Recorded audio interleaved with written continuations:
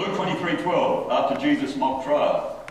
Two big leaders that are dealing with Jesus' mock trial.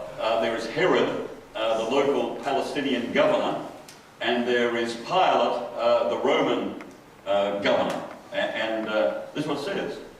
Luke 23 verse 12. That day Herod and Pilate became friends. Before this they had been enemies.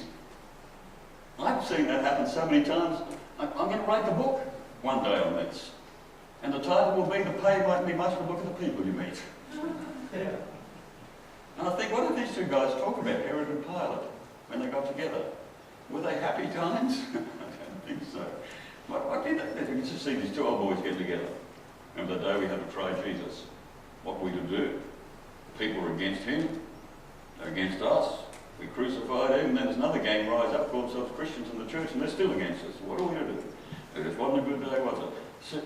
But see, with Joseph, he didn't go down that track. He had met the cupbearer and the baker. They negated towards Pharaoh. Did he enter into that with them? Not a bit of it. He didn't allow the negativity of a false accusation to cause him to form a relationship with other negative people in his domain. Stay away from it. Number 4. Give God the glory for all your success and any success that you may have.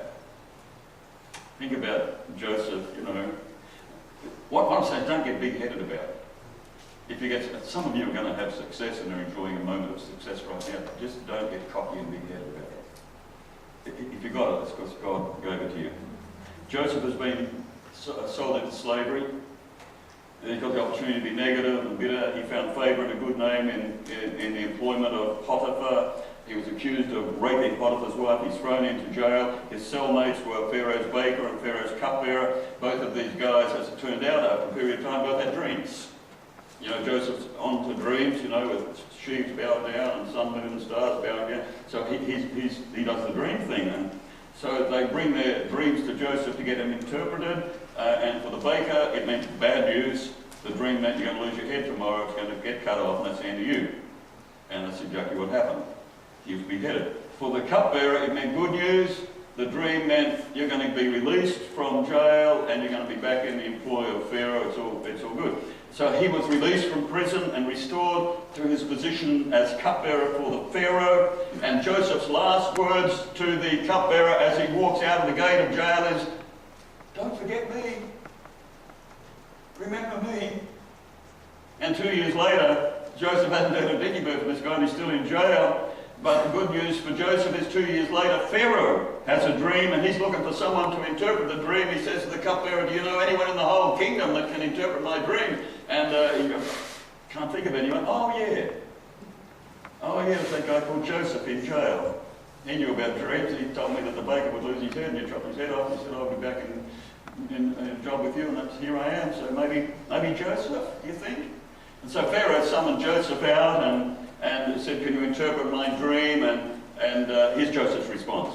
Genesis 41:16. "I cannot do it to a Pharaoh that chops off the baker's head. I cannot do it." Joseph replied to Pharaoh, "But God will give Pharaoh the answer he desires." Here's the thing.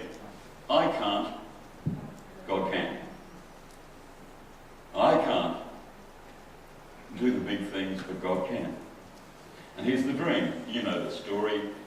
7 fat, healthy cows, followed by 7 scrawny, skinny, ugly cows, and the 7 scrawny, ugly cows that came on the scene secondarily ate up the big, fat, healthy cows, and they're all done. 7 fat, healthy cows gone. 7 skinny, ugly ones, still not fat and healthy. There's 8 other ones. And then there's 7 heads of fat, healthy grain. And along comes 7 withered, skinny, scorched heads of grain. And the second lot gobbled up the fat, healthy ones, and they're gone. And so that's the dream. And Joseph said, well, that's 7 good years, bumper crops, healthy cows, followed by 7 years of drought.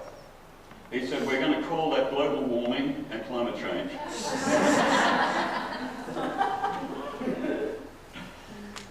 He said, I think it'd just be clever if you, during the 7 good years, stored away for the 7 years of of climate change that are coming, and just, I can't do it.